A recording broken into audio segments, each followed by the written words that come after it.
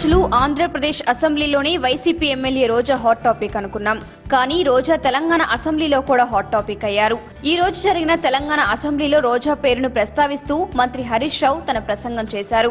వివరాల్లోకి వెళితే నిన్న గవర్నర్ ప్రసంగం సందర్భంగా తెలంగాణ టీడీపీ నేతలు రేవంత్ రెడ్డి, సండ్ర వెంకట వీరయ్యలు సభకు పదే పదే అడ్డుపడుతూ సభ హక్కులు కాలరాశారు అని వారిని బడ్జెట్ సమావేశాల వరకు సస్పెండ్ చేశారు.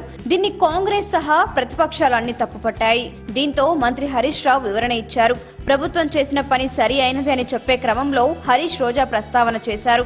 మహారాష్ట్రలో గవర్నర్ ప్రసంగానికి అడ్డు తగిలితే 2 సంవత్సరాలు సస్పెండ్ చేశారని, అదే విధంగా ఆంధ్రప్రదేశ్ అసెంబ్లీలో రోజాని కూడా సస్పెండ్ చేశారని ఆయన గుర్తు చేశారు. రోజా సస్పెన్షన్ ను ఏపీలో టీడీపీ మిత్రపక్షంగా ఉన్న భాజపా ఎందుకు వ్యతిరేకించలేదని ప్రశ్నించారు.